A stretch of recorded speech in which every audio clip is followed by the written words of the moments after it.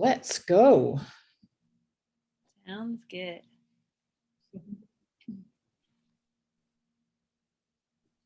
Just mute and then. Okay, week 3 of the workshop, the EMO workshop, emotional heart healing. That's what I'm calling this. And that's what I love to do. I am Miriam Smout, and welcome to those joining me. I might be just letting people in as they come. So bear with me as I do that. But yeah, my heart is very much to support women, battle-weary women, because I was definitely one of those. Heal some deep wounds and deep hurts, reclaim their personal power, and really unlock their God-given destiny. So thank you for watching. Thank you for joining. And it's been really awesome for me to start sharing some of the things that I've learned and grown through. So today, just a little brief recap so that we can keep up with where I'm coming from and what's happening in terms of this whole emotional heart healing journey. I love working with women, and it's been great to work with women one-on-one for 20 odd years now. But what I do see is that we're running out of time. Well, I'm running out of time maybe to see that really maximize, to see that really be able to be growing in such an exponential way, because I talk every day to women, hundreds a week, thousands a month, who are really, really stuck in very hard and difficult places, as I know I was as well. I remember nights crying out on my lawn, watering it in the dark, even though it was green as anything, it didn't need the water, but I needed to escape. I needed to go somewhere where I could try and figure out what the heck was going on, what was going on with me, with my feelings, my emotions, my pain. And no one taught me really how to process that. In fact, I didn't even understand that it could be processed. I just thought emotions were something that you packed and stacked or stuffed or numbed or pushed down or avoided or ignored. Because when you don't know what to do with them, it's scary, right? It can be like thinking you're going to open a dam wall that has got a massive amount pushing back on it, and it's just going to totally wipe you out and flood you, overcome you. And I know for me, that's how I felt about emotions as well. So emotions has been something we haven't really focused much on. We're good with the medical, we're good with psychological, mental, there's a lot going on to support us in that way. But in terms of supporting us emotionally, there's not enough. Not enough, that's for sure. It can be hard to find places that can help. And sometimes, for me, I've done psychologists, I've done that pathway, and while it helped, it didn't really give me the breakthrough that I was looking for. I wanted to be free. I didn't want to have to be just like a duck sitting on the water, looking like everything was fine on top, and underneath my feet were going at 1,000,000 miles an hour, just trying to stay above water, just trying to stay, not drown under all of that sea of emotion. So I'm creating an app called the Emotional Emotional Heart Healing app, and I want it to be a place that can actually facilitate a journey of emotional heart healing. So Megan's with me today. Thanks, Megan. Megan's somebody that I met about 6 months ago, and she decided to pursue her own emotional heart healing journey. And we've done a little bit of work together. So I've asked her just to talk a little bit about that today. So Megan, go for it. What's your story? Whatever you're willing to share. You don't have to. Yeah. I thought about what to share, and what came to my mind. Oh, I should have looked up the scripture. Hold on, I will do that right now. I have it in my head, but it didn't occur to me that I should look it up so I can read it until this moment. So give me 1 second.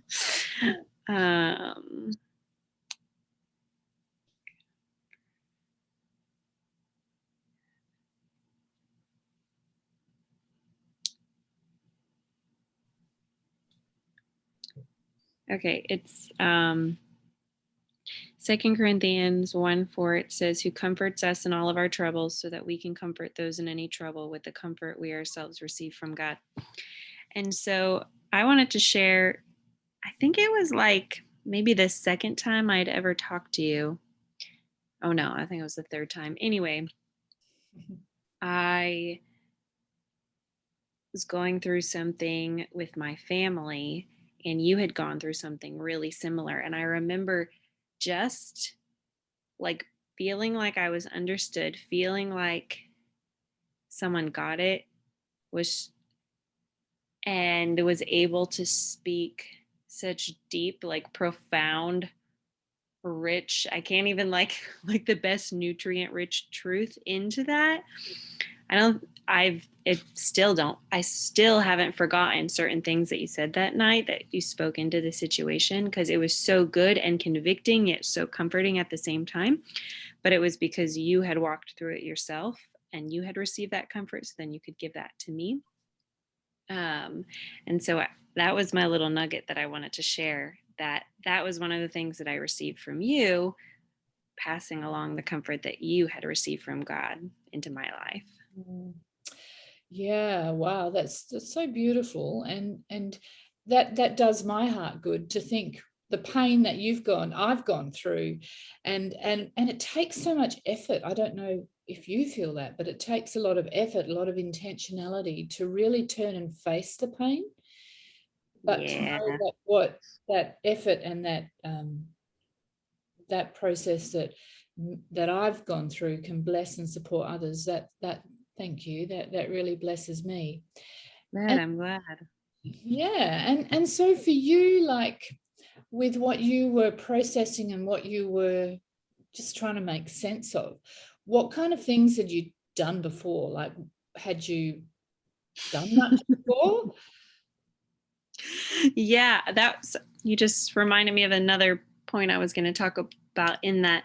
Yeah, it had been like, I mean, and it's still not, it's an ongoing thing, but just because of the circumstances, yeah, I've done lots of inner healing and counseling, and I don't, EMDR, I did, I Oh, mean, so many things related to it.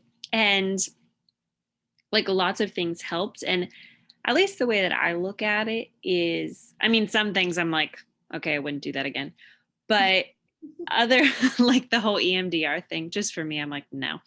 Anyway, for me, I'm like, the way that I look at it is there wasn't one thing. Like 5 years ago, whatever God used was what I needed in that moment to move me further along. And like that night, whatever, 6 months, 5 months ago that I talked to you, that was what I needed in that moment to help me to continue the journey and for the Lord to go deep in me and to continue. Oh, that was one of the things that you said. You said, because it was about relational dynamic in my family, and you had said something like, the more you let God work on you, the better your relationship got. And it was so convicting and yet so comforting at the same time. And that was what I needed to hear that night. So to answer your question, I had done lots of things and they helped, but it was like what I had done before wasn't what I needed in that moment. If hopefully yeah. that makes sense. Oh, no, it certainly does. Like, I don't think we waste our time. Sometimes it can Yeah. feel like that, especially if we put a lot of money, like EMDR, that is not cheap. Um, that is really expensive. So, Actually, maybe I'm calling it the wrong. I think that's what it was, but it was literally like a counselor who did it. Like I didn't have to pay extra for it. oh, right. Okay. Well, that's a blessing because I know it can cost thousands and thousands of Oh, dollars. dang. No, I would not have done that. I'd have been like, no, I don't know about this. Well, it's true. You know, everything has its place and it has its process. What I'm really passionate about is to see women enabled to do that process for themselves. You know, we can spend a lot of money on trying to find something that helps us, and it can be so disappointing when when what we've invested doesn't actually give back what we hoped it might give to us. And I really don't think it has to cost a lot of money. And then we can think, well, if that person's not expert in that area, then why would I listen to them or go to them?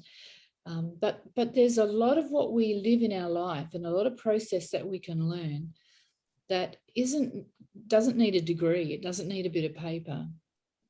Absolutely. And I would 100%. I mean, I want someone who's like knows what they're doing. They don't need a degree like from this crazy college, but someone who knows the Lord is way more and can have the Holy Spirit speak through them will get so much more breakthrough than someone who doesn't, who just has this master degree.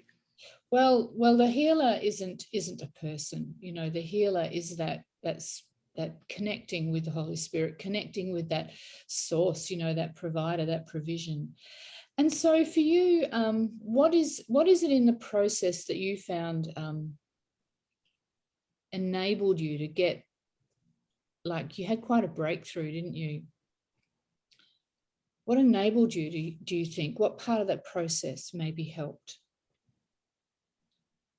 What part of what process? I'm sorry. I'm not what sure. we worked through together. What part of the process? I think, yeah, it was just like a combination of truth and love at the same time. Kind of like what I was saying, it was comforting and convicting at the same time. So it was like, okay, yes, I see your pain and the pain is valid, but at the same time, here's your part. So to me, that was really empowering. Taking responsibility. Yeah.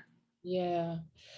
Yeah, that is a really huge part. No question about that. And I know for a long time it was hard for me to take responsibility, because where it sort of started was very much in terms of my marriage, and my relationship was falling apart there. And so, you know, I just thought, if you fix my husband, then everything will be okay.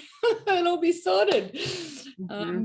You know, it took me some time to realize, actually, there's a part that I'm playing here, and I need to really attend to that. And then too, that you can't control anyone else. In fact, you have no right to do that.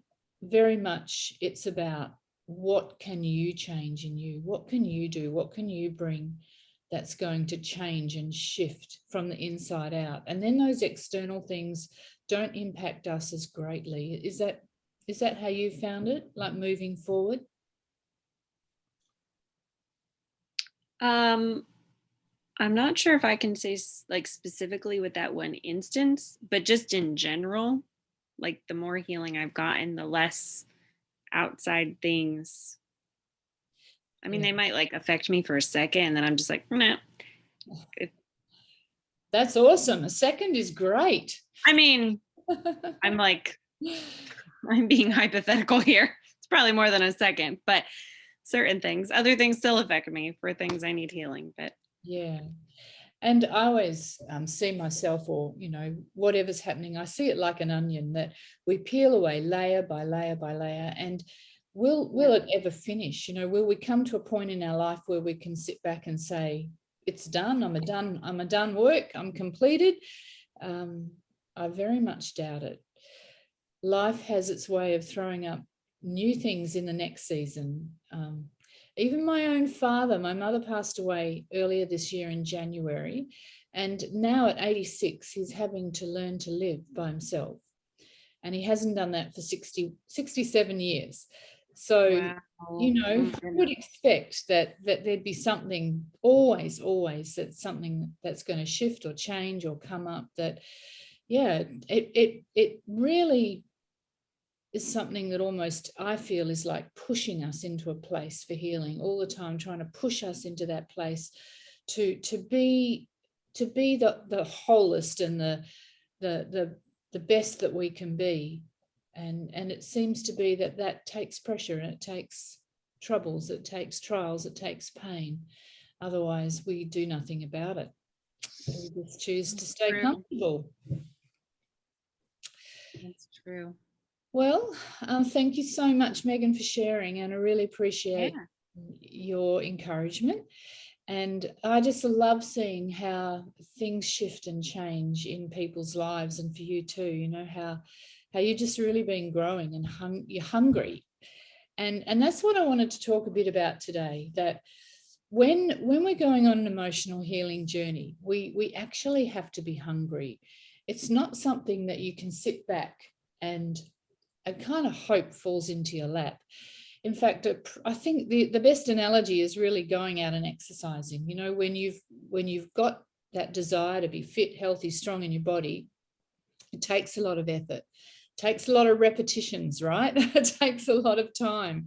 It takes an investment, money, time, energy, all of that. It takes it, because if you don't choose to invest in that way, in that physical way, then you're going to not get what you want, the results you want in terms of physical fitness and health. It's the same with emotional health. It takes a lot of intentionality. It takes time, but it's not a part of our lives that we've often been taught or maybe modeled to, that investing that time, investing that energy, investing those repetitions can actually really benefit and support your emotional health. Now, I wanted to just recap briefly. I'll share my screen. Let's share the screen first, because one of the things that has really been big for me is this whole concept of living in alignment. So this is how I see living in alignment. I saw a plumb line, like the line that has the weight at the bottom that builders use, and it's a really straight line. And when those three parts of us, our body, soul, and spirit, are really lined up, that's when we're living in alignment. Now, if any one of these come out of alignment, then of course we're in trouble, because something's going to be impacted, your body, your spirit, whatever. Mm-hmm. So this is how living out of alignment looked to me. It's like, this is the part, the soul is the part that comes out of alignment. So that's your mind, your will, your emotions, your desires, your wants. That's the soulish part of us. And that part of us, it's a really bossy part, and it seems to be the part that's always trying to be in control. Be in control, let your feelings be in control of you. And how's that been working? Like, how does that work out in life? Typically not that well, because feelings are like a roller coaster ride. Let your thoughts be in control of your life, how you're thinking. You know, how's that worked out for you? The trouble with thoughts are that we have something like, 90,000 a day, apparently, which comes down to about 40 plus a minute. So that's a lot of thinking that's trying to dictate and rule the way that we live and how things are working out for us in our life. And then desires, of course, you can go to the shop and you can want everything you can see, but you can't actually have it. You can you can see a guy that you think he's the one for you, and he looks fantastic, and then you actually get to know him and find out he's nothing like that. If we just led by our desires without any filter, without any kind of responsibility, I think, to make our soul really come into alignment, then it's trouble. It's trouble for us. So living in alignment, it's a really powerful principle to learn, and to start becoming aware of where your soul is out of alignment. It's like waking up and listening and taking note of what's going on. See, I've been, for many years, I was just used to pushing what I was feeling down. I couldn't understand it. I didn't know how to put it into context. I didn't know where it was going to fit in my world. And so living out of my soul was the only option I had. But in fact, our soul is a really critical piece of us. It's just giving us information. It's informing us about what we need to pay attention to. So when we're dismissing our thoughts, when we're pushing our feelings away, avoiding them or numbing them, we're missing out on some really important information that is intended for us to be able to live well. So this is this is, I guess, what I'll just grab a whiteboard and show you what I believe is, I guess, how things work out. So everything starts with a thought. Now, from a thought, what will happen is it will lead to, guess what? What do you reckon it is?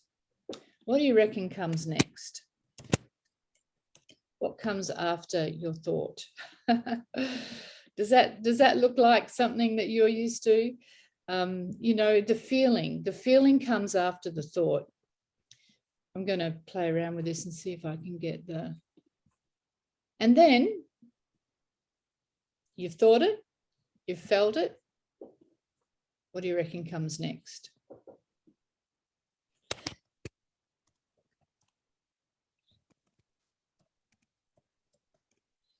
This is what I see in my own life. So the thought, I think it, and then it drops down into that sensory place. I think they should never have spoken to me like that. I feel angry, and so I act out of that feeling. I yell or I get mad. There's options that I have. So at every progression along this little timeline, there's choices that we can make in this process. Now, it's pretty darn hard. Like here I'm having 40 thoughts. Let's just write that in. 40 thoughts on, you know, average per second. That's what's happening with my thoughts. Let me just get that right. Not a second. It's a minute. 40 thoughts a second. Heck, that would be chaotic. That'd be awful, right? So yeah. 40 thoughts a minute. It's not giving you a lot of time, is it, to harness those thoughts, to catch those thoughts, to really be intentional with what you let that thought do. How do you let it transfer to your feelings? How then will it manifest as an action or a behavior in your life? So how are we going to manage this? How do we actually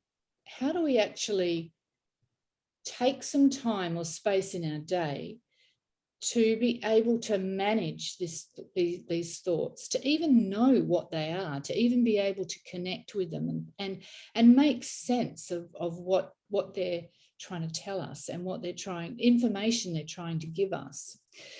So just a little bit of a recap. What I shared with you the other week was about journaling. Actually, Megan and I talked about this yesterday, so we might even have a go at going through this. What we're going to do today is work through a bit of a really practical way of digging into our thoughts and digging into our feelings and knowing how to pay attention and get some insight from the messages that they're giving us.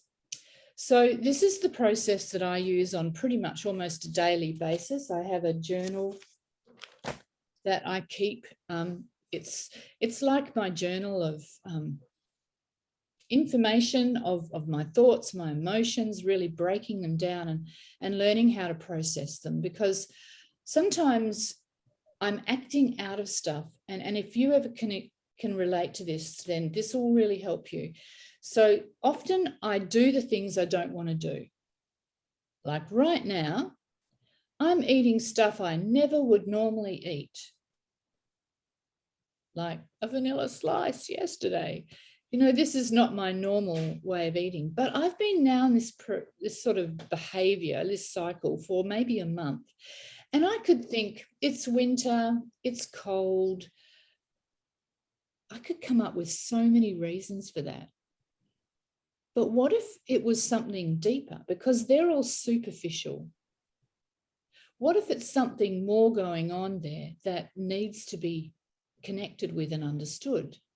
Because now, knowing what I know, I completely and totally believe that everything that I do, every action every behavior, every action, every attitude that is manifesting through me has come from a thought. And I'm going to suggest that the thought has come from a memory. And so yesterday, just on the eating matter, I remembered that when I was a child, food was like gold in our house. We had a big family, and if you were given food, it was almost like you were rewarded. I mean, we weren't starved, but we weren't able to just go help ourselves. We weren't able just to take food whenever we wanted. We were very much, at mealtime, and if we offer you a bit of fruit, then that's a bonus. So if anything additional came into the house, like Christmas cake or, special things, then that was an incredible reward. Now, I'd gone off yesterday to reward myself because I decided that I should do that. And what did I opt for? Something that I haven't been opting for many, many years. And that's when I sort of processed this, and I've gone back to the memory of that when things are getting a little bit overwhelming, we just revert back to what we know. And that memory is like 50 years ago. 50 years ago. So here I am acting out of that memory, which is doing something I don't want to do, because I do want to fit into my summer clothes in a few months' time. And if I keep doing that, I won't. And I don't want to buy a whole new lot of stuff. So it's like, why? Why do we do what we do? If you feel yourself in that pattern of, why do I do that? I don't want to do that, but it just keeps happening, and I just keep reverting back to that same behavior or that attitude or that action. So this is a process that I wanted to share today that I find incredibly powerful. First of all, it starts with journaling. And so this was a few weeks ago when I was journaling. This thought kept coming to me, why don't people even will people even want to listen to me? And so that was the thought that was really kind of stopping me and holding me back and shutting me down. So as I journaled, and I just write, it's almost like vomit on the page, just get it out, just spew it out, write. Don't think about it. Don't look at, grammatical mistakes or spelling mistakes or does it make any sense? It really honestly doesn't have to. Just get it out, write. And so I would write this out. Now, it probably took me 5 minutes, but to be honest, if I don't be intentional about this, I will avoid that 5 minutes with everything in me, because something inside really does, or something wants to resist, that moving and that progression in our life. Why is it that it's easier to stay in the comfort of the pain you feel right now than it is to actually embrace the uncomfortable pain of change? That's a challenge for me. And so sitting down and making it a discipline, and, not every day, but as many days a week as I can. So I wrote this all out. And then what I actually realized was some time ago that there's always themes in what I'm writing. And it's like something is trying to convey a message to me. What I've also found is that what you're thinking in your head can actually look and sound very different when you get it onto paper. So when you're thinking in your head, you can be going round and round and round and round in circles. But when you put it onto paper, it actually sounds quite different to what it was when it was in your head. So that's why writing it down is a really important process. And it's very tactile. It's involving every kind of sense. It's involving your hands, your eyes, your ears, your brain. Whereas when you're on the computer, it's okay, but it's not as powerful, I've found. That's my experience. That's just what I've found. And I've looked at the research on it, and that's also suggested in the research as well. But if you hate writing, even a voice memo, just a voice memo into your phone, don't let that be a hindrance or stop you from giving this a go. So writing it out, getting the themes. So I grab a highlighter and I look at the themes that are coming out in my writing. Now, when I've got that far, then what I can do next is start to build a metacog. Now, as a teacher, I did my Masters of Education. Metacogs are just understanding ways of thinking. And it's like a bit like a mind map where you can put your thoughts down on paper. But a metacog takes it a little bit, this sort of a metacog takes it a little bit further. And I learned this from Dr. Caroline Leaf. So she uses this in her neurocycling. So I'll just share my screen again. I've actually posted this in the guide section of the Facebook group. Go back to the beginning. So just a little bit of information about a metacog. A metacog is that thing that really helps to dive down and get deeper into what's at the real issue, what's really going on, and it helps to tease it out. So this is a metacog from the other day. I like to get colourful. They look really messy, like they are, but so's our mind, right? Unless yours is really ordered and organised.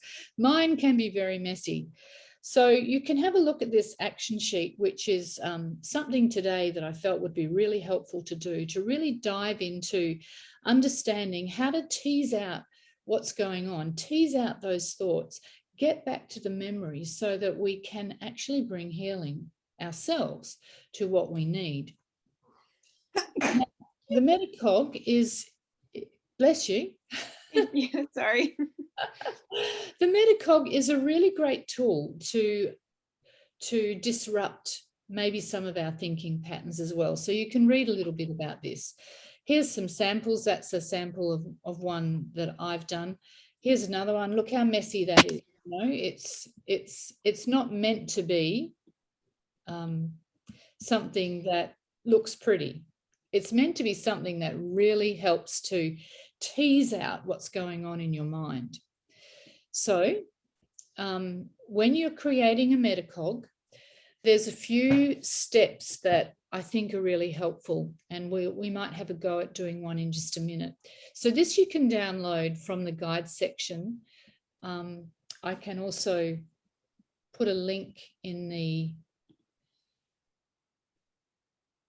chat section here of the, I'll do that in a minute, otherwise I'll end up losing what I've got here. So step one is what I've just shown you. I suggest that going through the journaling stage first helps you get the themes. So you might get 3 or 4 or maybe even 5 like concepts or themes out of what you're thinking, what's going on in your head. So what you want to do is you want to start with one of those themes that ends up being in the center of your metacog. If you try to do too many at once, it can actually become very confusing. And Dr. Caroline Leaf has people go through a 21-day cycle with just one. What I've found is that sometimes I need that time, sometimes I don't. And you just know in yourself when you've kind of got a really good handle and you've got that perception, you've got that understanding that you don't need to kind of just keep going for the sake of it being 21 days. So that's the first step, to journal and get the themes, and then to really connect with what is the big thing? What is the main thing that you want to work on right now? What's the thought or the emotion that's kind of derailing you or getting you stuck? Because that's the thing you want to go after.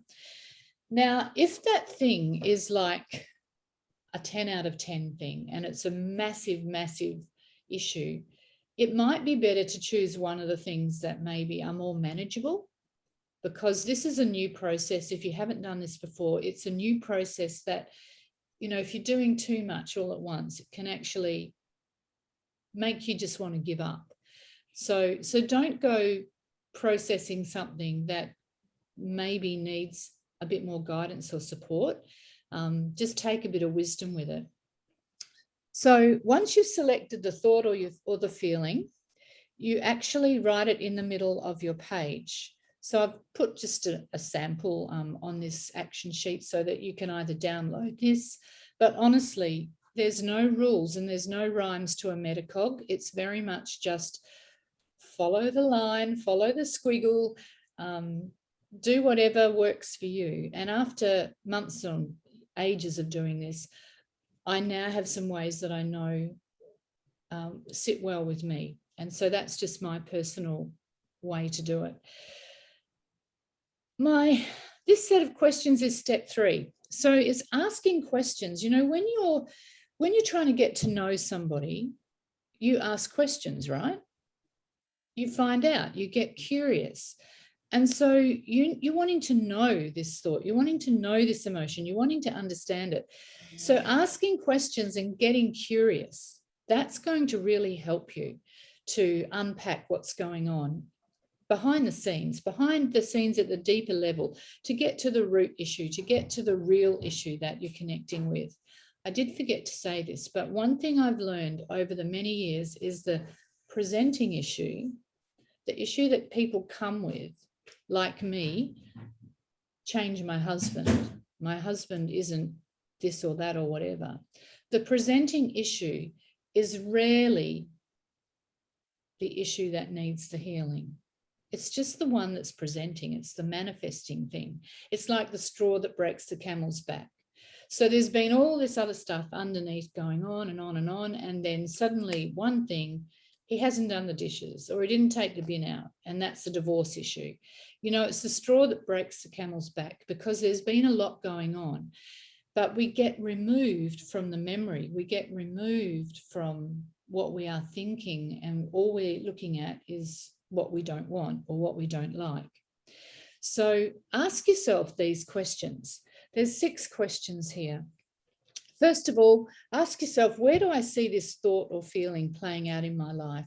And this is just to get awareness of how that particular thought is manifesting in your life. It's not something you necessarily need to write down. You can, but it's just to get awareness, just to get that sense of where is it? Where is it happening? Is it happening everywhere? Is it just happening in my marriage? You know, is it happening over here? It really helps to get some context. Then next, look at the behavior. What behaviors are resulting from your thought or your feeling? And so on this particular arm here, I just bullet point how those behaviors might be working out. The next is emotions. What emotions am I feeling as a result of this thought or this feeling? What are the emotions that are happening for me? I'm angry, I'm sad, I'm anxious. All of the things that you're feeling, write them down. Then this is a really powerful thing to actually become aware of the warning signals. What are some of the physical and emotional warning signals that might be manifesting as a result of this issue? And so it doesn't have to be this way you set it out, whatever works for you. But down here, I would list the physical and the emotional. So physical things can be like gut ache, neck tension, headaches, all of those physical things that you might be feeling. And maybe you haven't connected that they may be actually happening as a result of this thought or this emotion that you're struggling with. Then the emotional warning signals, like I mentioned, could be anxiety, could be anger, could be sadness, loneliness. What are you feeling as a result of that? It's a signal. It's telling you, it's giving you a message. And these are the things that we've learned to ignore and to push down and to say, no, they don't actually matter. I'll just keep going on. I'll just be, suck it up, princess, stuff it down, keep going. It's not actually helpful at all. Then the next is asking the question is how is my perspective or my viewpoint influencing how is this influencing my life right now? So, for instance, going back to the marriage thing, if I'm seeing that this is influencing me in a negative way because I have expectations, I start to tease out what's behind my perspective, what I'm actually, what my viewpoint is about that. Now, that can be a bit confronting because sometimes our expectations and our perspective might actually translate to being a bit selfish. And there might be a bit of like, when you see it on paper, it's like, oh, all right. But if you never actually process that, you might not get to that point as quickly as you can when you go through a process of doing the Metacog. Then finally, what memories is this bringing up for me? And this is the really powerful part, because this then helps us to connect with the real issue, the root issue. What's the origin story?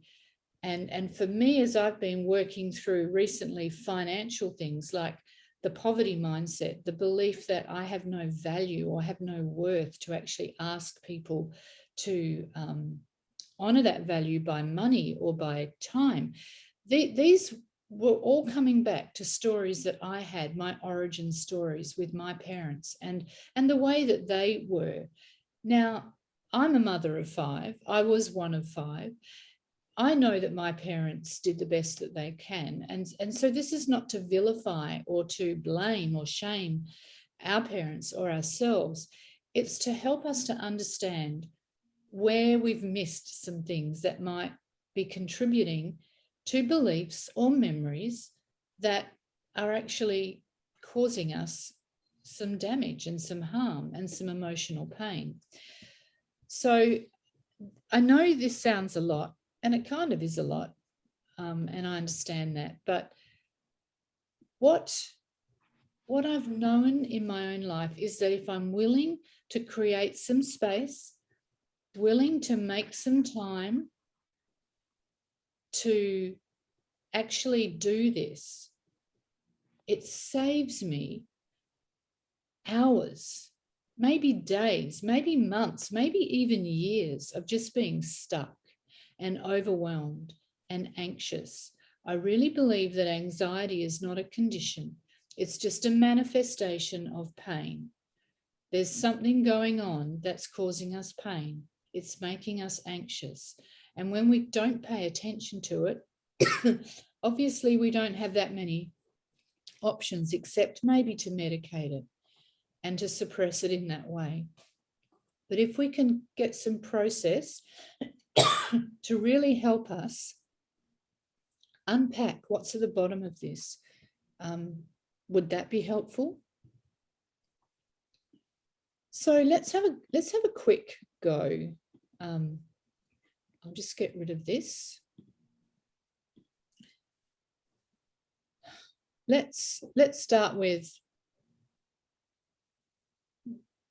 this is literally how messy I will be when I do my,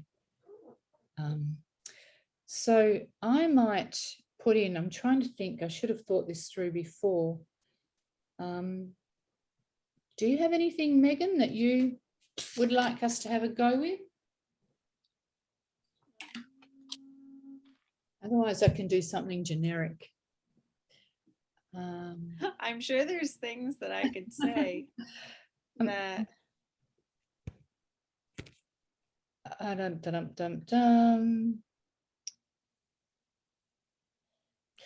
was thinking not to do marriage because that's maybe more specific to people that are married, but something like, You're looking for the general thought, like a recurring thought kind of thing. yeah, if you've got something, we can, I'll just do, I can do, so my thought, what might be, I'll do the marriage thing. My husband doesn't support me.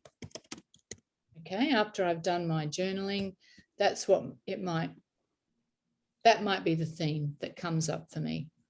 So then I want to ask, well, you know, what behaviors is this sort of generating for me?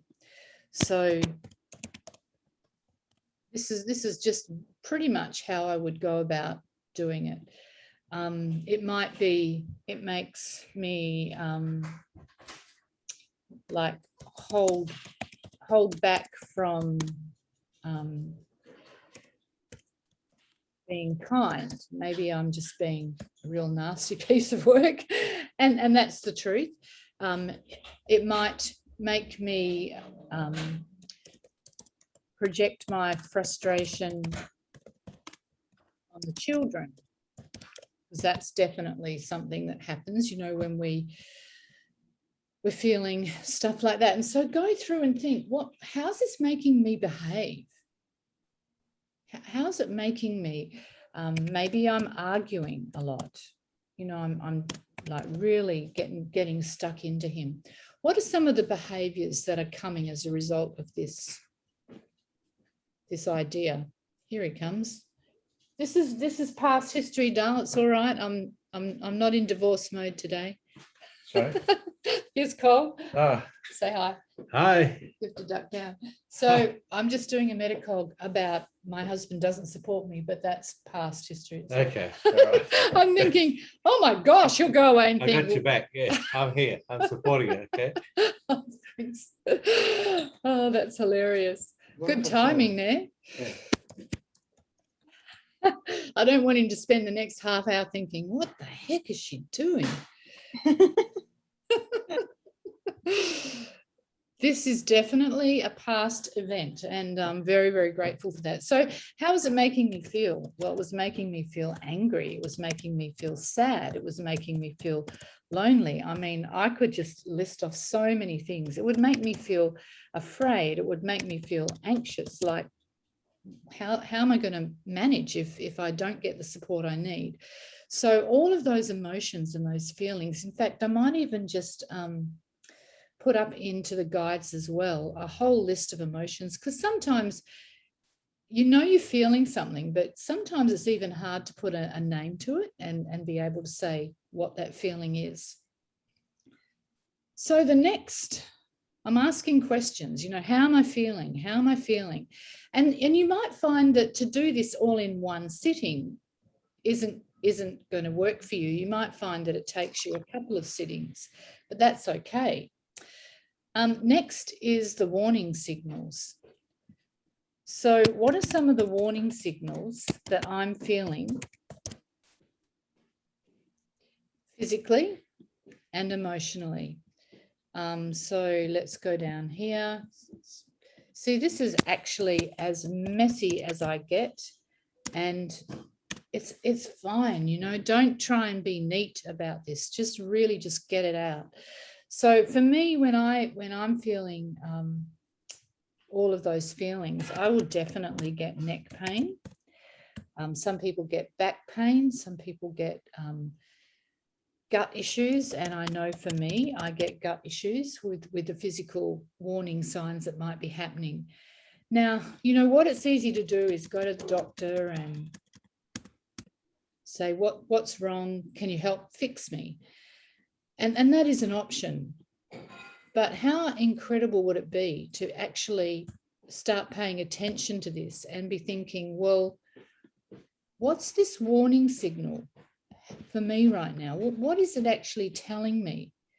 Is it saying something about what's going on in my life around me? Because it's easy to disconnect what's happening with how we're feeling and how it's manifesting in our body.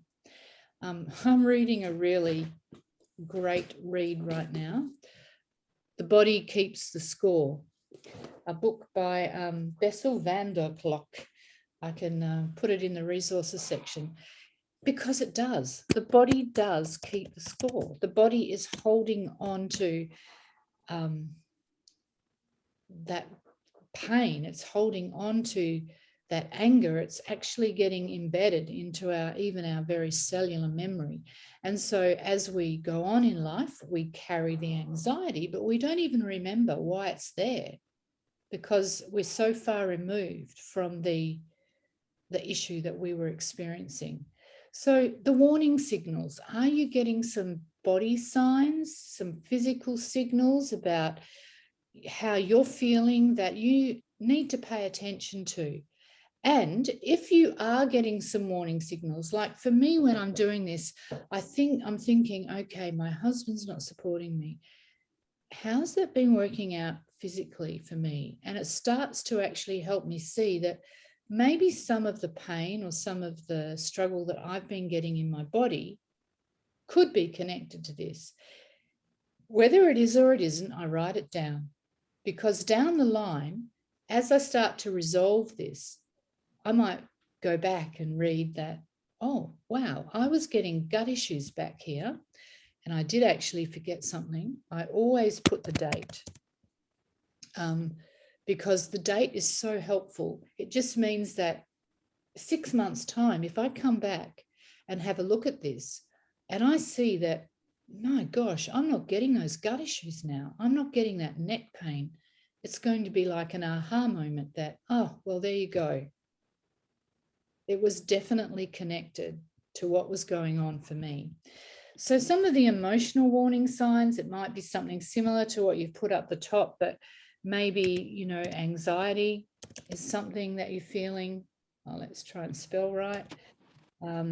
Maybe it's grief, crying all the time. Just write them down. Things that are, these are warning signals that are telling you something. They're trying to give you information.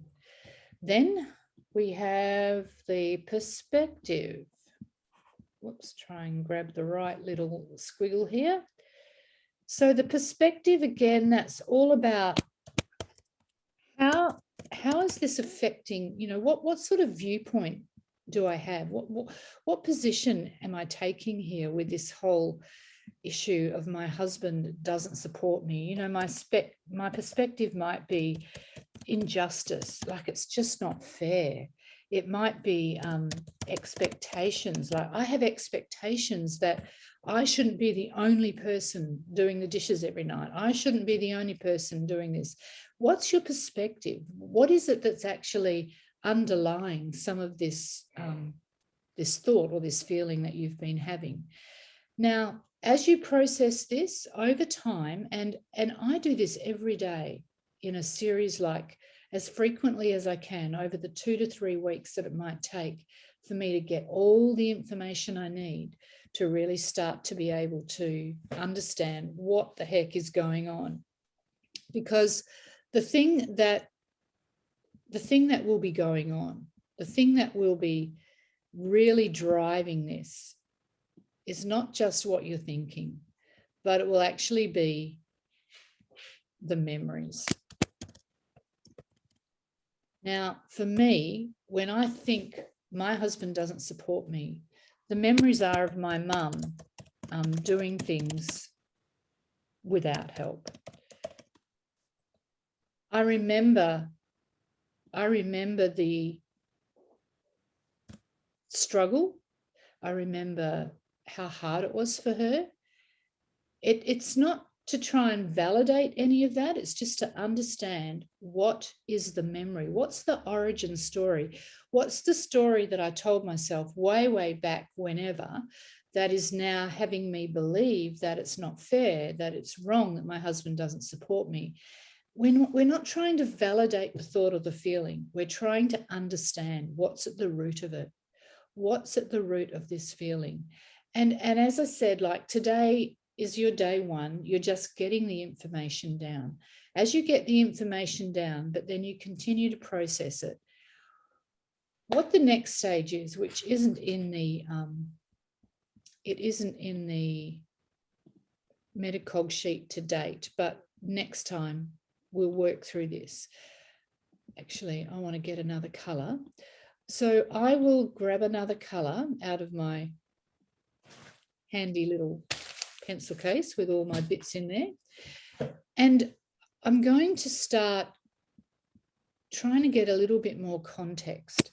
So I'm going to look for, what are some of the triggers that I'm seeing? What are some of the triggers that are coming up for me?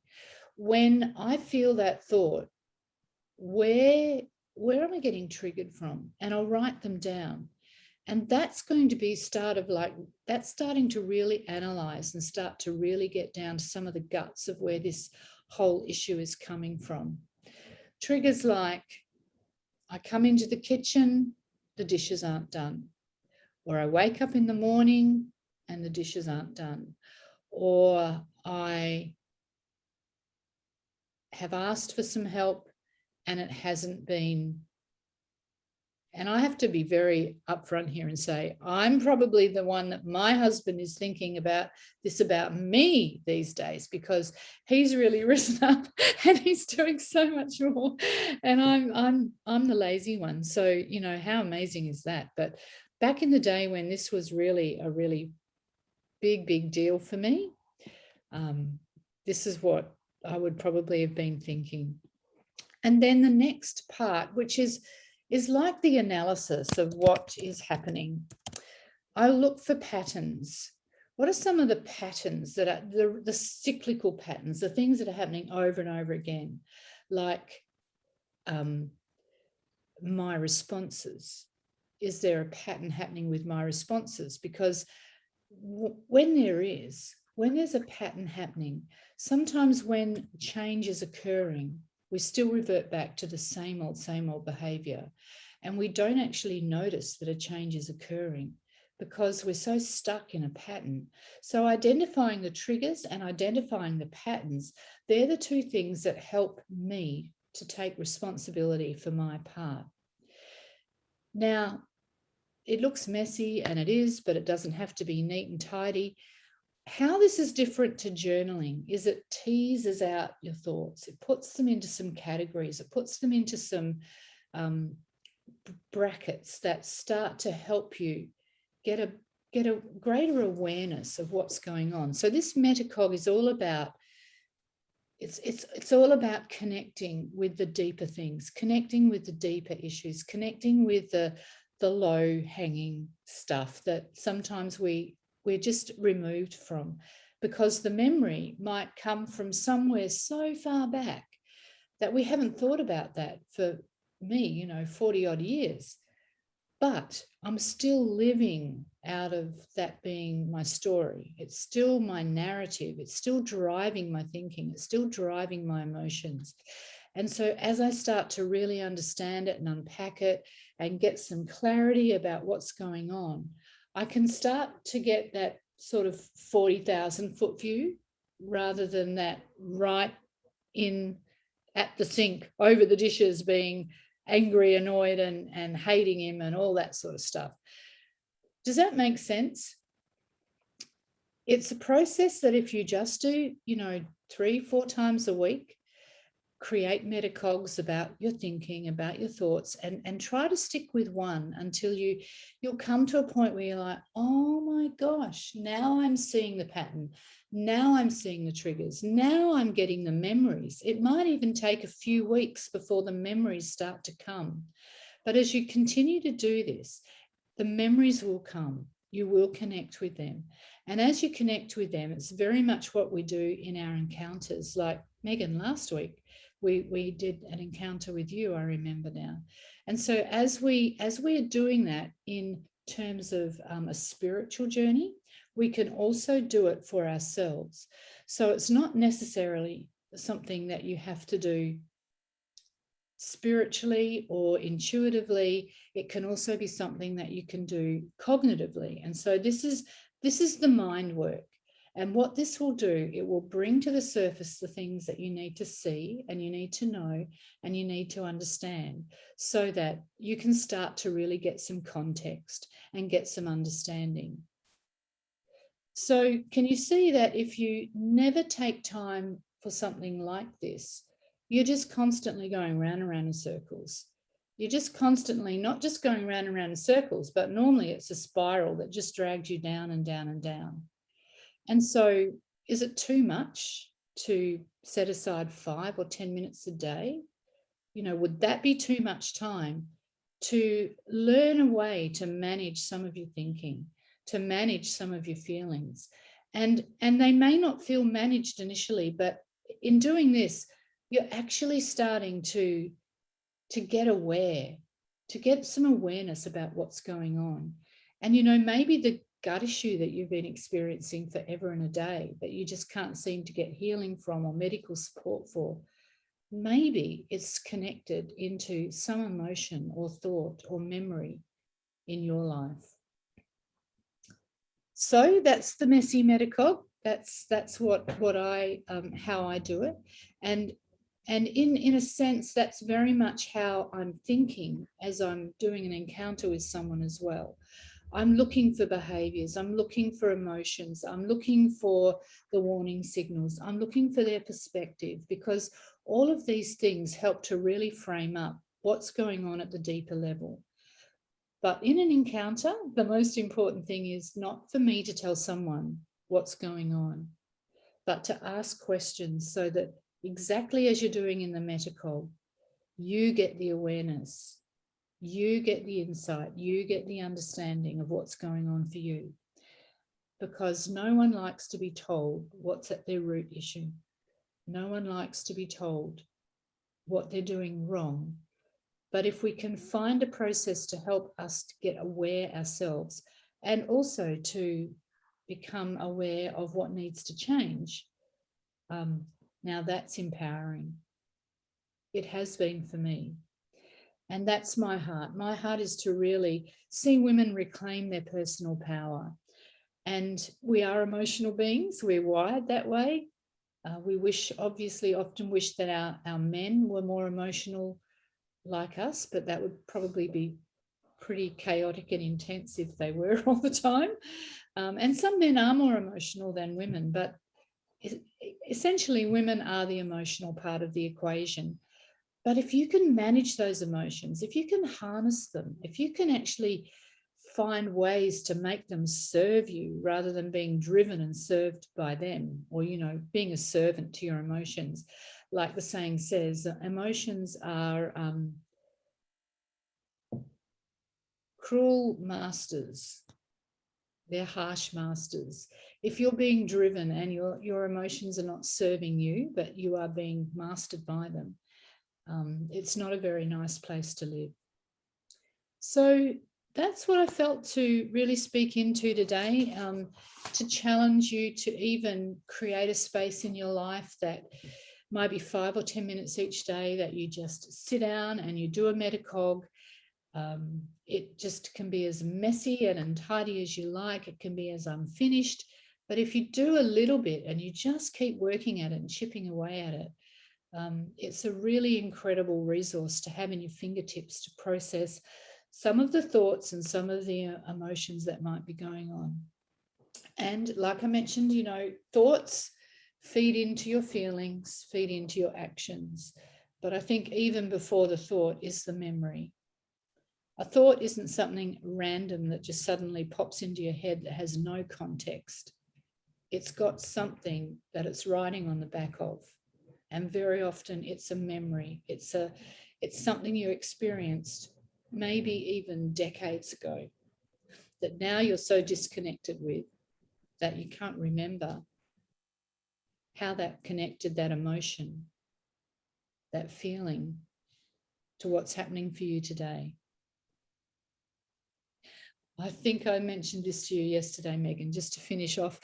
We were talking yesterday, and I remember hearing the story of a woman who cooked her turkey in Christmas turkey, and she chopped the legs off. And after a few years, her husband said to her, why are you chopping the legs off? And she said, well, I don't know. She chopped the legs off and put them separately in the pan. And she said, I don't know. It's how my mother did it. So he asked the mother, why do you do that? And she said, I don't know. That's how my mother did it. And it went back quite a few generations to the time where the pan wasn't big enough to fit the whole turkey. And so the great whoever grandmother chopped the legs off, put them in the pan, and there we have it. Decades, generations later, they're still doing it the same way.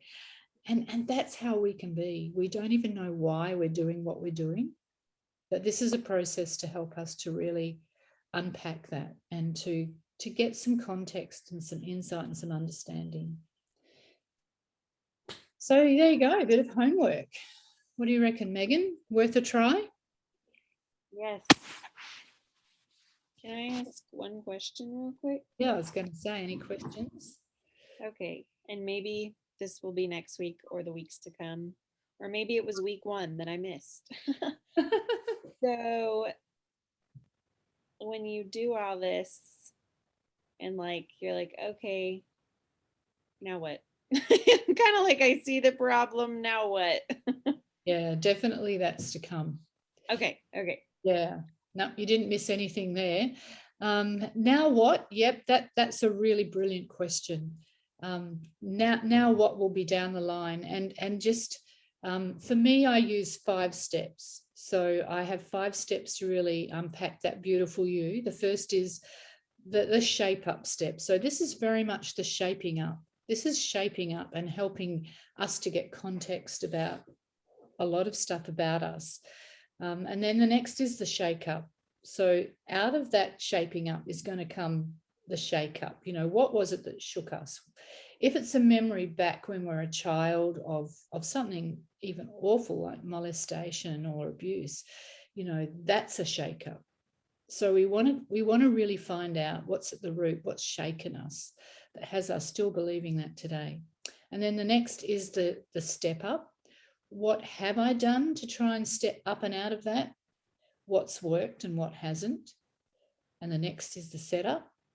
So let's take what's worked and let's add some other things in that are going to support that healing and that ongoing growth. And then the 5th step is probably the hardest, and that's the consistency piece.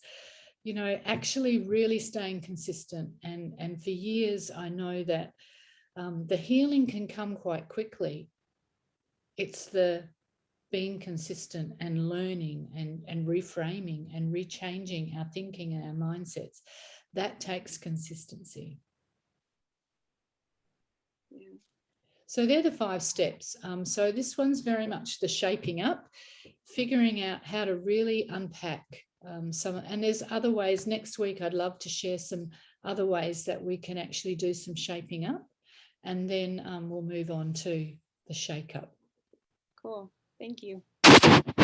Pleasure. Thanks for joining me. And yeah, I'll put this up in the Facebook group, and take care. Have a blessed day. Night. Blessed night for you. Yes. All right.